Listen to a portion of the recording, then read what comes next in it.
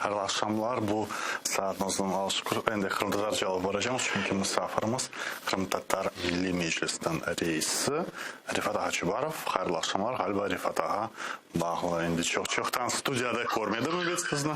Kene böyle biraz sanal olarak laf ettiğimiz uzaktan. Rifat Ağa, birinci sualım, o sualını bayağı soruşturdum. Geçen hafta Milli Meclis azasından gayana yükseldiğin bu kanunga göre meclisin devlet tarafından tanınması meselesi. Hükümet onu tayin edecek mi meclisine bir temsilci organ gibi, yoksa saylangan organını kabul edecek mi ve nasıl Türklerde var tüzel kişi, юридическое лицо Rusça etkanda, bu nasıl tanılacak? Bunu biraz anlatırsınız mı şimdi bu canlı yayınımızda? Elbette anlatabilirim. Çünkü bu sualde şimdi bana bu konuları bu sualde çözmek için böyle çok aktif ya da aktif çalışmalar alıp varılar. Ve bugün Kırım Tatar Milli Meclis olunca son ki bu toplantılarımız gerildi desem bu meseleleri çözmek için yanlış olmaz. Bizler bugün meclis ofisinde toplanıp iki tane yakında Ukrayna hükümeti kabul edecek iki tane dokumentine bakıp çıktık. Birincisi işte hükümet taraftan Kırım Tatar Milli Meclisi'ni, Kırım Tatar halk, Kırım Tatar Tamarlı milletini teslim etken organ tanımak ve ikinci bakıp çıkan dokumentimiz halkara Tamarlı milletlerin organları hükümetten nasıl şekilde konsültasyon olup gelecek. Söylemeyi isteyeyim ki gelecek haftada bu iki tane bizler taraftan hazırlanan dokumentler tek meclisine de geldi. Biz bunu devlet hizmeti var. Etnopolitika ve etnopolitika meselelerine uğraşan beraberlikte hazırlayık ve gelecek haftada hükümete kabul etmesini biz bu dokümentleri vereceğiz. Kırım Tatar Milli Meclisi'ne Kırım Tatar milleti temsil etken organ tanımasına bizde hiçbir türlü zorluklar inşallah olmayacak. Çünkü kanun boyunca Kırım Tatar Milli Meclisi bütün bu kanun beklediği şartlarına Kırım Tatar Milli Meclisi uygun olan. Ama nasıl şekilde kabul olunacak? Bu anladığıma göre bu cemaat teşkilatı gibi tasdiklanmayacak değil mi? Doğru mu? Ayrı karar olacak. Kanun boyunca şimdi bizler dosyayı hazırlayıp Kırım Tatar Milli Meclisi için. Bu dosyanın işte bu devlet hizmeti, etnopolitika meselelerine uğraşan devlet hizmeti ya da onlar hükümete tanıştıracaklar ve hükümetin ayrı kararı olacak ve Kırım Tatar Milli Meclisi yuridik statüsünü kabul edecek. Yuridik statüsü kabul edilecek vaxtda meclis azaları da bir devlet memurları gibi olacak mı, yoksa yok? Bu nasıl yapılası?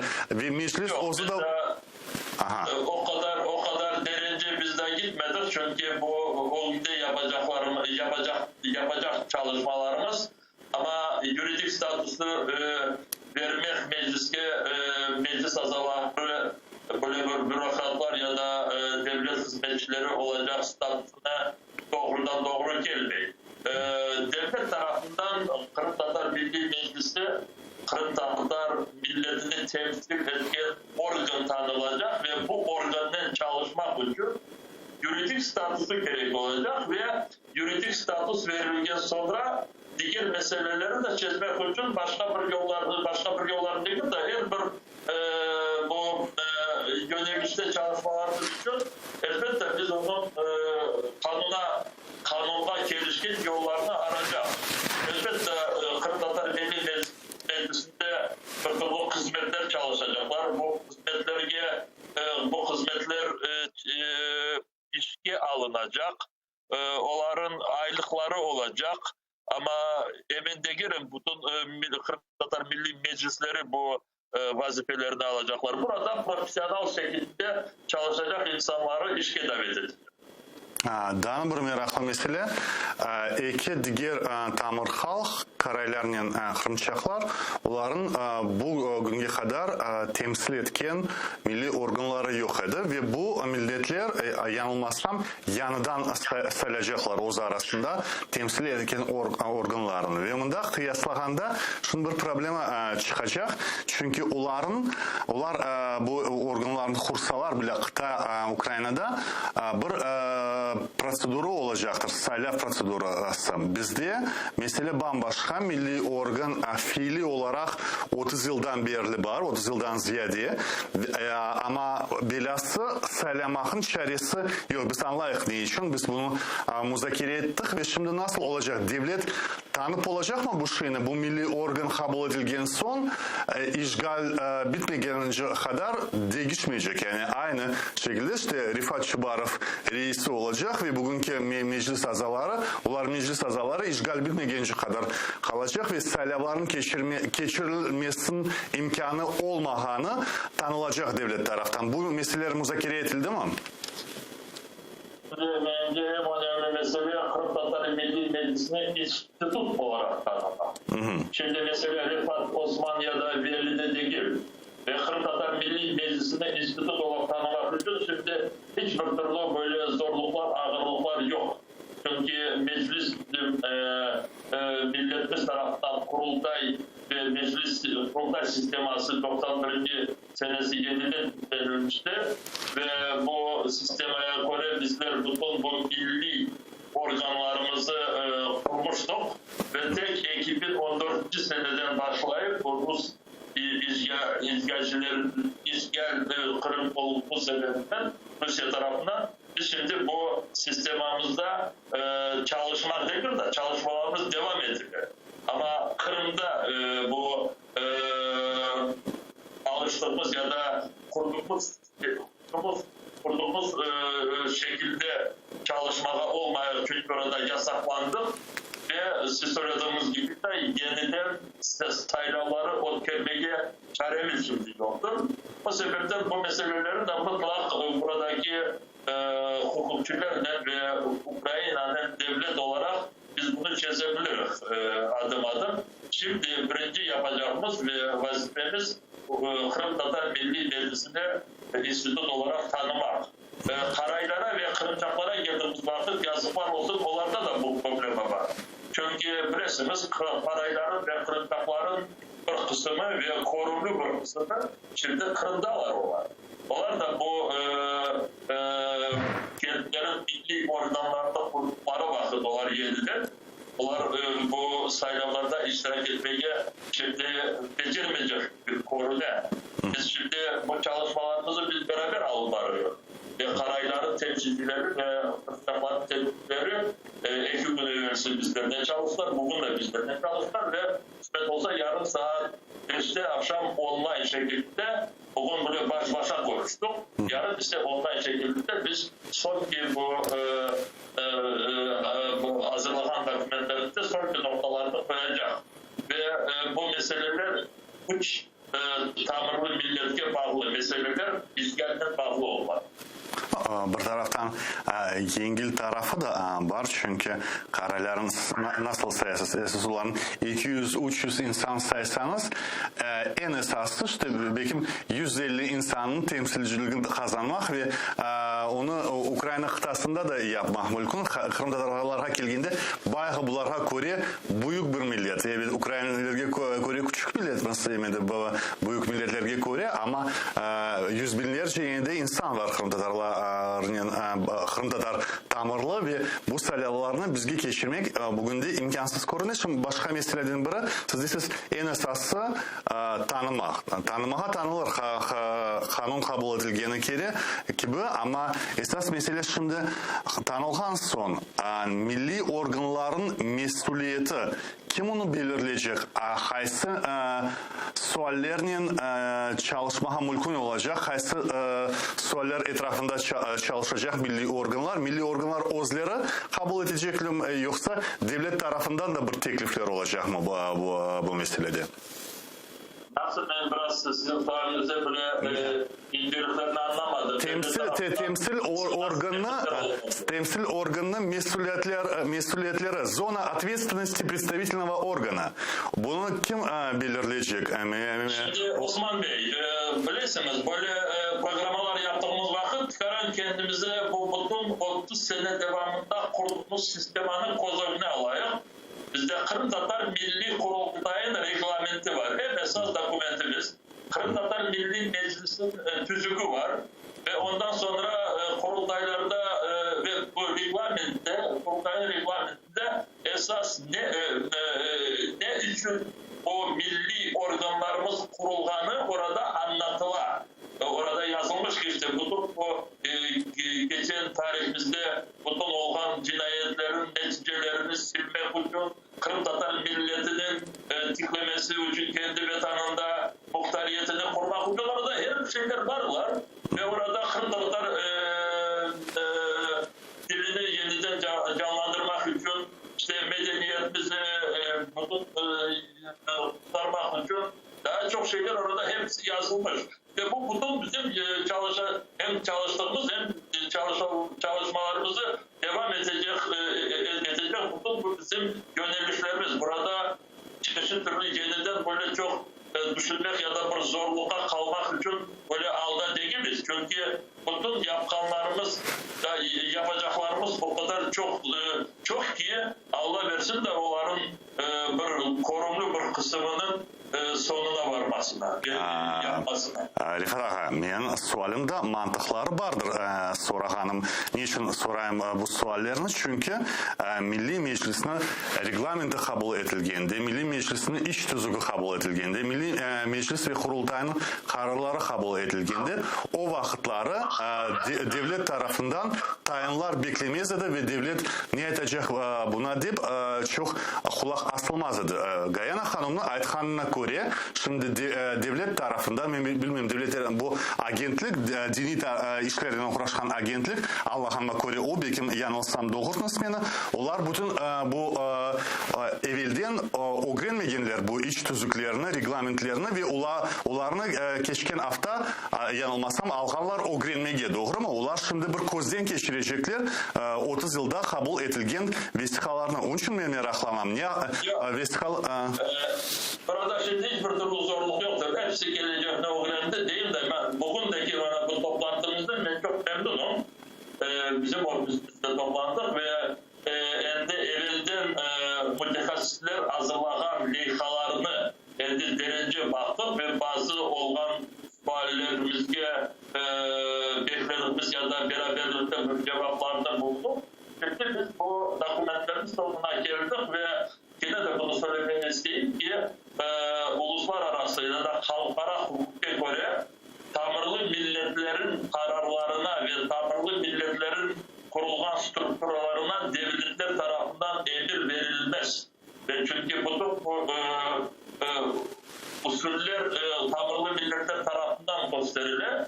Ve burada ben hiçbir türlü ne korkum var ne bir zorlukları görmeyip en önce bu senenin sonuna dek umut ederim. Eğer yetiştirmeseler çünkü hükümetin yılın sonunda çok böyle toplanılgan sualleri olan ve belki yetiştirmezler, becermezler. Ama gelecek senenin başında bizler hazırlanan leyhalar kabul edilecekten hiçbir türlü rahatsızlık yoktur. Ve orada o kadar açıktan gösterilmiş ki bütün bu Kırım ve Kırım Tatar milletinin bağlı meseleler bakıldığı vakit hem hükümet hem devletin organları birinciden tamirli milletlerini temsil eden organlarının konsultasyolar gösterirler ve programalar ya da böyle prensipiyel dokumentler kabul edildiği vakit bu tamirli milletlerini temsil eden organlarının bir razılıkta gelirler. Ve bu mekanizmini şimdi tezgah yerine getirmek için benimce bizde daha bir iki adım kaldı. Bu kanun kabul edildikten sonra, kanun kabul edilmişti. Şimdi doğru hatırlasam 1. Eylül günü. Arada bakın 34 ay geçti. Bu 34 ay içinde biz bu bütün kanun istediği mekanizmleri de hazırlayıp sonuna gelgen gibi şimdi oldu da ve hükümet kabul ettikten sonra çalışmalarımız öyle de çalışmalarımız. Ben şimdi belki misal olarak gösterebilirim. Misal için devlet Birleşmiş Milletler Teşkilatı'nın bu ciddi komiteti ya da bu siyasi meseleleri bakan komitet Kırım işgal edildiği Kırım'la bağlı bir rezolüsyon kabul etti ve bu rezolüsyonda evvelde giderilmeyen terminler, düşünceler bu sefer giderildi. Bir Kırım Tatar Milli Meclis bu rezolüsyon leyha olarak hazırlandığı vakit Ukrayna Dışişleri Bakanlığı'nın beraberlikte çok sık çalıştı. Ve ben çok memnunum.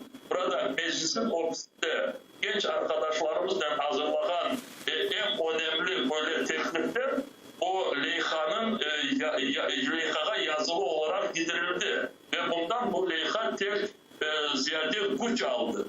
Söylemeyi istediğim ki bu vaktecik de Ukrayna devleti meclisen 2014 senede de gel başlasa. 2014 senede biraz zor edildi, onu beziniz. Ama 2014 seneden sonra ve bu vaktecik kanunda çalışmayı böyle istediğimiz gibi ama akıl tanışma, beraber çalışma bu mekanizmler haseneden belli yaxşı mı, yaman mı bazı yerlerde beğenmeyiz ama bazı yerlerde sık sık devletler çalışmıyor. Ve ona göre birisimiz bitiremiş. Ona göre misal için bu Kırım Tatar dilini tiplemesine ya da inkişaf yapmasına strateji kabul ettirmek bu çalışmalar mecliste alıp varıldı. Her mecliste de alıp varıldı. Ya da bu Kırım'ı işgalden azat edilmesi stratejiye hazırlandığı ve kabul edildiği vakit Ukrayna devleti buradan meclisten beraber çalıştı. Şimdi mesela siz deysiz birçok kararlar 30 yıl devamında kabul edildi ama bu birçok kararlar da endi bugünkü günde işgal altında Kırım'da fiili olarak yapılacak gibi değil. Çünkü mesela biz şimdi kıyaslasak başka devletlerin ve memleketlerin tecrübesinin esas olarak bizim seyircilerimizge sizge değil, seyircilerimizge hatırlatmak isteyeyim. En esas Avrupa ülkeleri bu Skandinav ülkeleri. Birinci Norveç yapkan idi, sonra Finlandiya, en sonunda mesela Sağ milleti hakkında alsak İsveç, bu üç Skandinav milleti de 70'lerden başlap Sağların parlamentlerini tanımaya başladılar ve her memlekette ayrı ayrı bir yerde Adalet Bakanlığı'nın tarafından tanılması yapıldı, bir yerde tarım yani selskoye хозяйство ne içindir bilmem belki ola ziyade ve onların uğraşkanı ben meraklandım. Esas iki şeyle uğraşıyorlar. Birincisi til. Böyle humanitar meseleni alsak til meselesi, tilini canlandırması, saklanması, kabul edilmesi, kullanılması. Ama ikinci mesele bu evet onda kaçmamak gerek. Bu akça kaynaklar meselesi. Çünkü bu parlamentlerin ve halkların ihtiyaçlarına paralar o andaki kullanılan topraklar, denizler, uçlardan yapılar. Şimdi mesela o parlamentlerin veto hakkı var. Mesela şirketler o tarafta deniz ve topraklarını kullanacak olsalar halkların da parlamentlerin hakkı var veto koymaya. Çünkü bu zarar getirecek mi, getirmeyecek mi? Fayda getirecek mi, getirmeyecek mi? Bazı öyle şeyler Amerika'da işte Indian halkının yanında bağlı. Onların da öyle hakları var. Bunda şimdi bizde böyle haklar, kaynak, akça, renta gibi şeyler bunlar koterilmiyor yanılmazsam. Doğru mu? Çünkü bütün toprak, bütün milli toprağımız işgal altında. Yoksa bu meseleler de koterilemem. Şimdi yine de bu yazda kabul edilen kanunga biraz dikkatle bakmaya gerek. O sebepten ben size de söylediğim gibi teleseyircilerimizge hatırlatmak için ben bu kanun Prokurorluğu Народу в Украине biraz Ukraynaca'ya da geçeceğim de çünkü bazı şeylerini anlatmak olacak. Orada 7. madde var. 7. madde право коренных народов на сталый розвиток. Mesela orada bu 7. maddenin birinci kısmı böyle değil.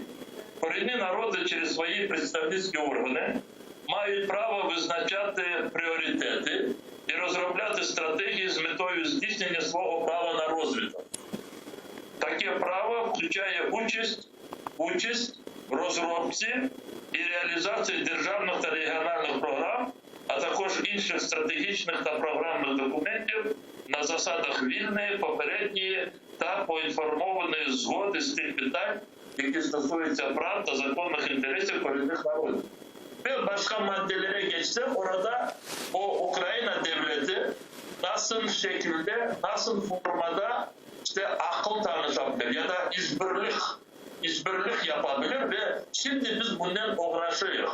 Söylemeyi istedim ki Ukrayna kabul ettiğim kanuna göre orada Kırım Tamırlı milletlerinin tek bir ya da iki yönelişte akıl tanışmak değil de bütün bu yaşayışta ya da bu hayatta olan meseleleri nasıl meseleler bu Tamırlı milletlerin bugün yaşayışına ve geleceğine bağlı korunsa o vakit bu Tamırlı milletleri temsil etken organlarını Ukrayna devlet olarak işbirlik yapacak. O sebepten burada Ukrayna'nın kanunu bana göre çok güçlü kendisini gösteriyor. Mesele başka burada bir mesele var. Mesele bu mekanizmini, işbirlik yapması, mekanizmini kabul etmesi ve biz şimdi ondan uğraşıyoruz ve söylediğim gibi bir iki ay devamında bu mekanizm Ukrayna hükümeti tarafından kabul edilir deyip işte ona ümit edilir ve çalışıyor. Siz dediniz belki bu yıl yetiştirmezler ama gelecek yılı en azından başından belki hükümet indi bu kararlarını kabul eder, imzalar ve o zaman meclis bir tüzel kişi olarak kabul edilecek. Tüzel kişi bir kere aytan bu юридическое лицо, doğru mu? Tüzel kişi kabul edilgen son siz de facto milli organına nasıl olacak? Parlament gibi, hükümet gibi, parlament gibi milli organı reisi olacaksınız. O zaman sizde ayrıca mesela siz kendine Milli Meclis'in, Kırım Tatar Milli Meclis'in ve Kırım Tatar halkının temsil etken birinci kişi olacağınız milletin arasında en de resmi olarak de facto öyle de var, resmi olarak olacak.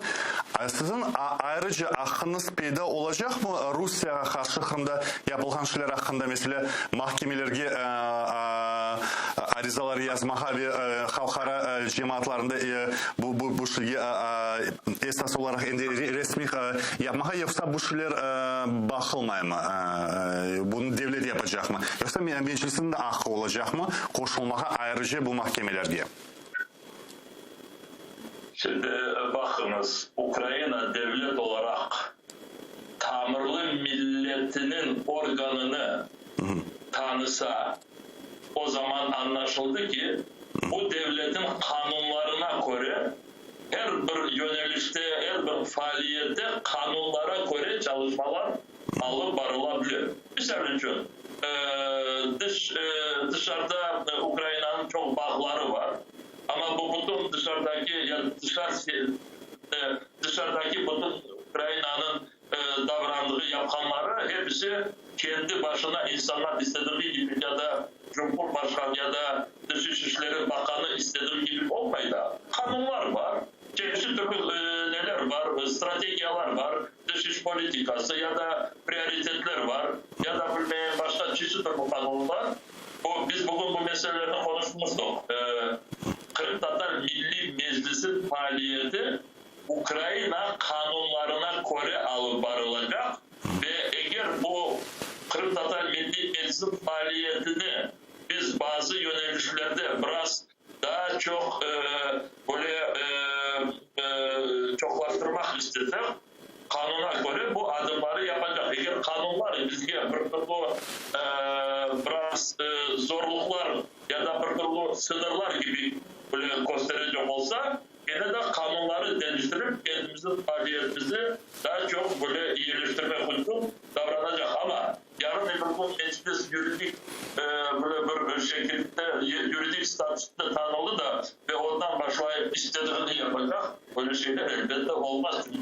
bu devletin içinde sınırda her bir şey kanun boyunca yaptı.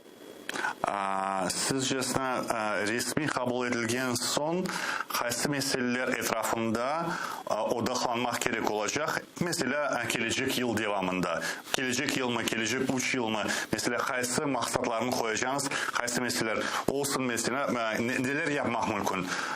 Şehir köylerin adlarını değiştirmek mi? Yoksa muhtar cumhuriyet meselesi zorca bir mesele çünkü bağlı 300 milletvekilinin o rebermesine bağlı. Yoksa başka meseleler siz uların belki cedveli vardır. Açıklap olursunuz mu?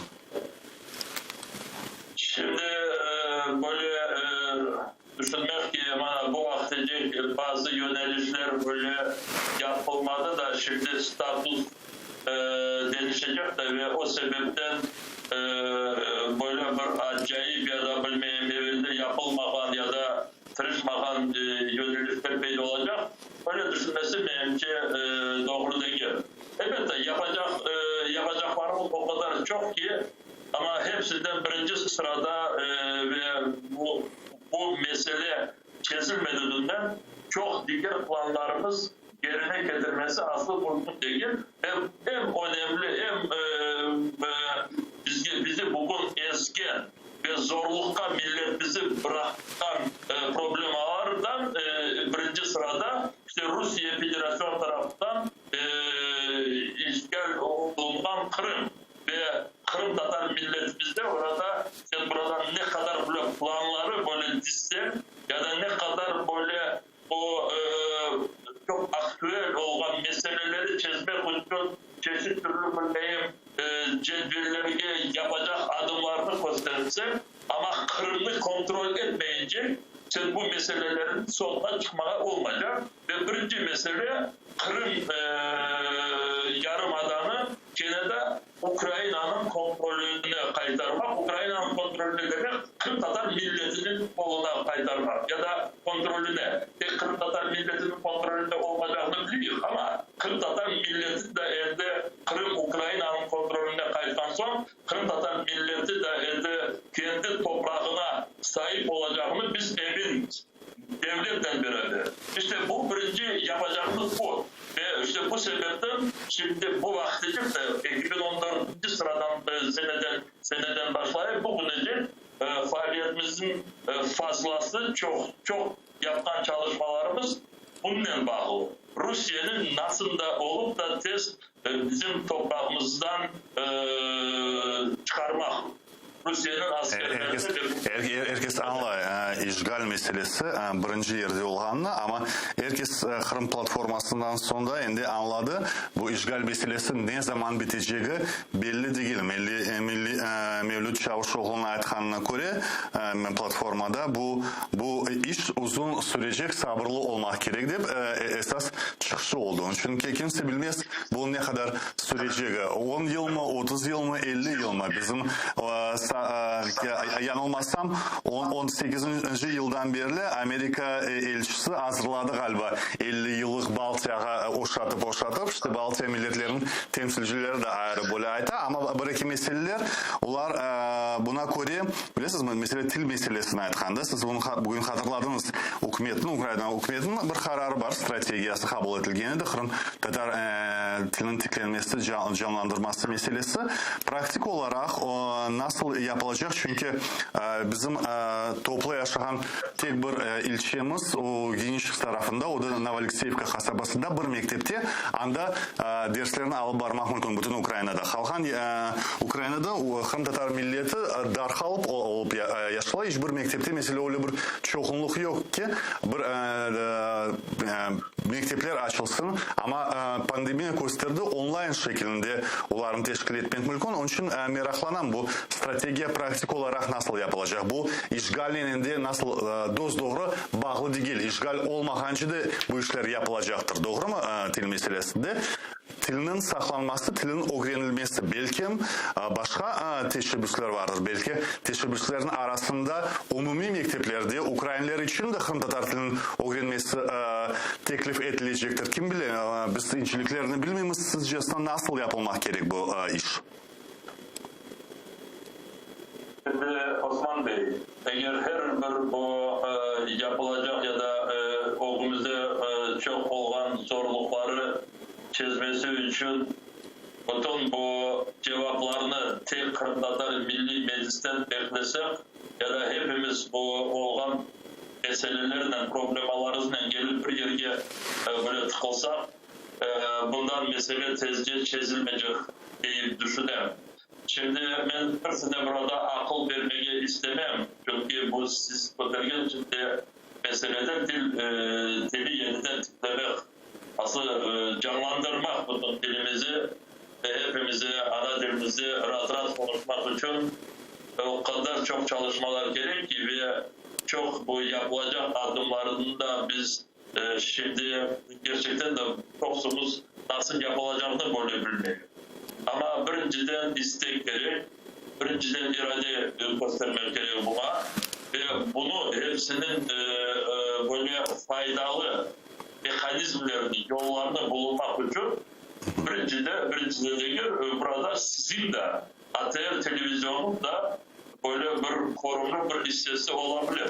Çağırımız efirlerimizde Kırım Tatar hocalarımızı geniş izlediğimiz orada Nova Liseyev'de ikinci mektebimiz var. Orada Lenur Lumanov diye yaşlı bir arkadaşımız direktör yapar.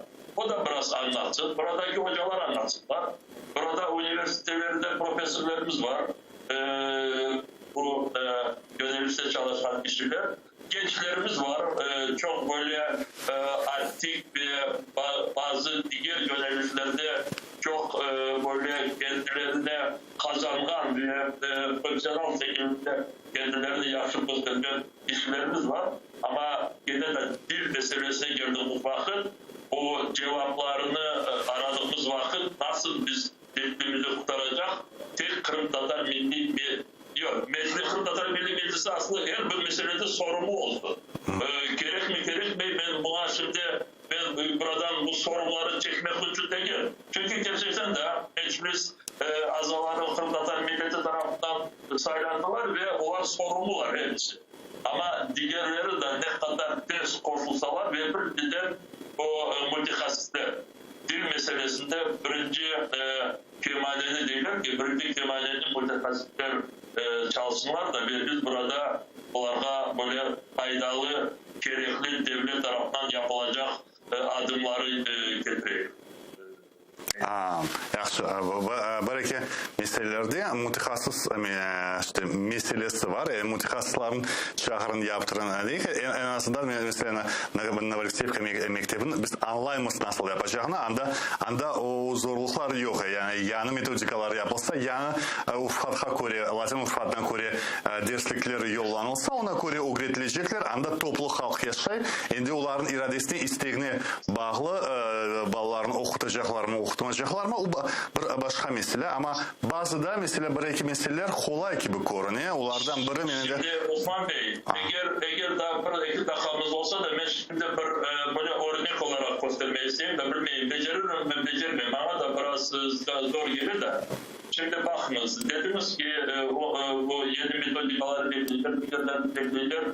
Şimdi siz hatırlamazsınız bunu, siz gençsiniz. Ama ben Özbekistan'da da yaşadığım vakit bala olsam da ben hatırlayayım. Milli hareketimizde iki böyle kolluk var, iki bakış var. Birisi bir gruplar dediler ki başta vatanımıza döneyik de kendi toprağımıza yerleşkirsek orada ansambullerimiz, orada okullarımız, orada gazetelerimiz diyeceğim birinciden vatanımıza döneyik de sonra orada bizden her bir şeyini istersiniz deyip ben bu insanları kandırmayayım. Bu benim hayatımda olan insanlar.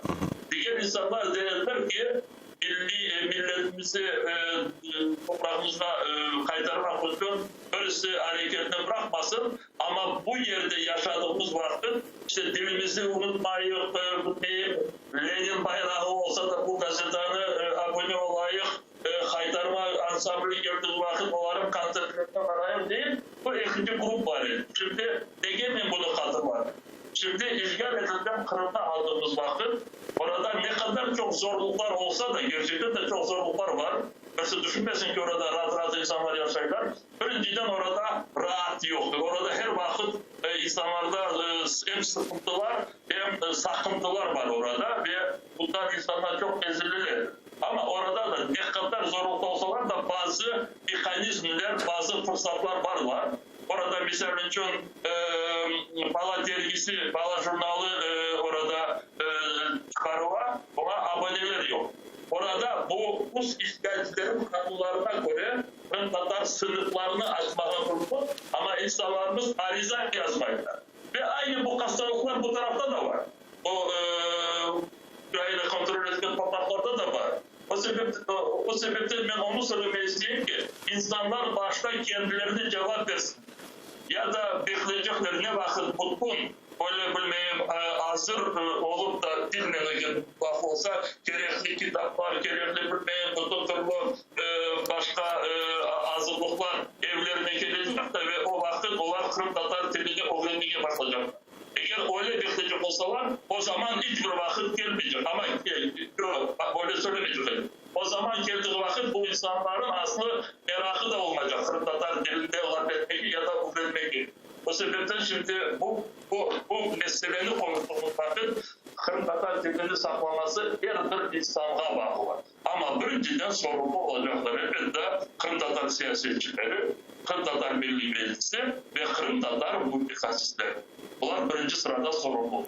Siz meraklı bir şeyge tiydiniz. Men anda kirmeyecektim derenden. Aslında bilirsiniz böyle şey var. Siyasetçiler ular hiçbir vakit milletni o'z xalqini tenkit etken siyasetçi o zorluklara kala. Onun için siyasetçiler o'z xalqini hiçbir vakit tenkit etmiyor.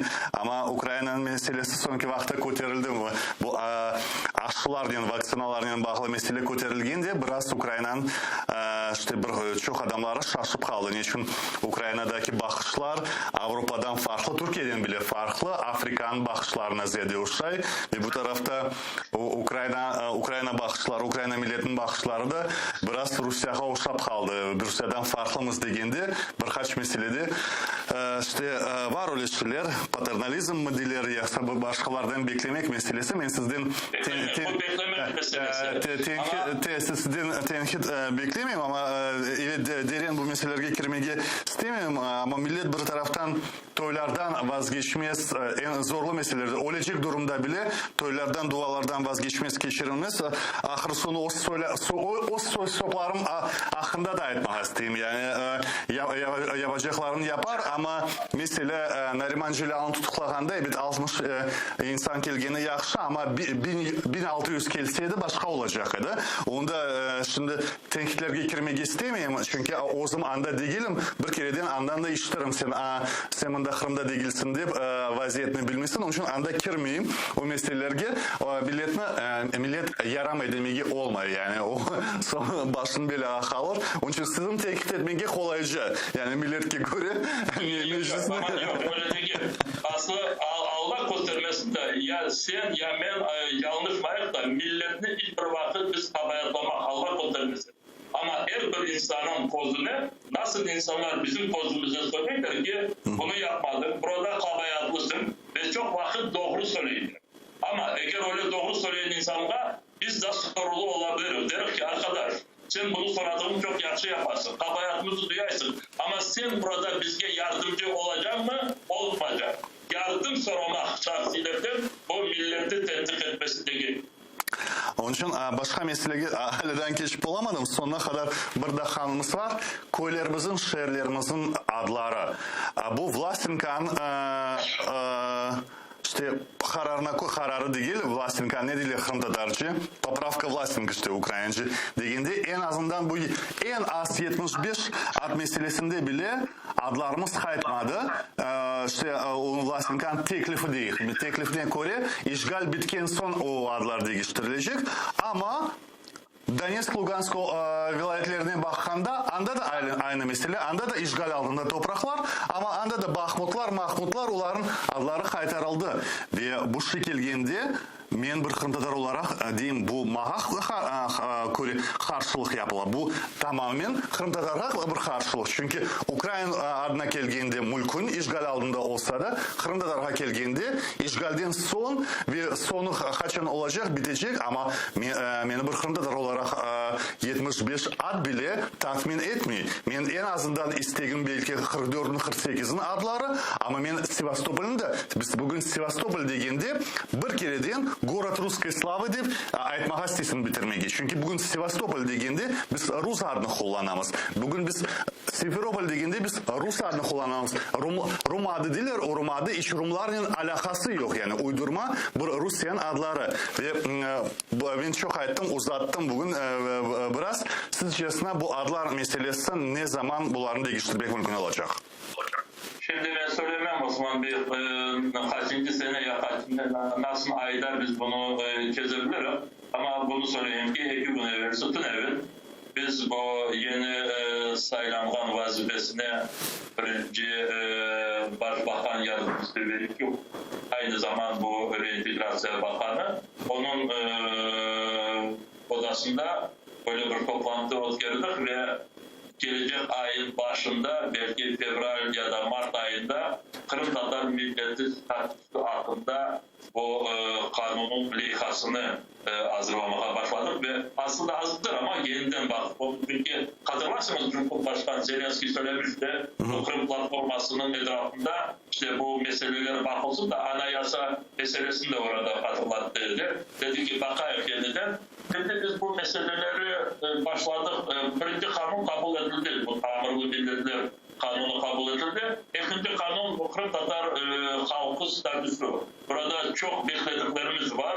Ve aynı zamanda bu isimleri, tarihi isimleri kaytarması da bu kanunun etrafında çalışılır diye. Ben burada bunu komutan görmeyeyim ve bu mesele çözmesi gerekiyor. Gerçekten de Ukrayna devleti için bu tarihi isimleri, adları kaytarması için bu kanun çok böyle zor getirecek bir kanun değil. Bu tek adaletli yükleyecek bir kanun ve onun etrafında çalışacak. Çok sağ olun Rifat Haçıbarov. Bugün Kırım Tatar Milli Meclisi'nin reisi programımızda iştirak etti. Biraz uzattık. Şimdi zaman haberleri. Ben sizden yarın sağlıklaşam. Sağ olunuz.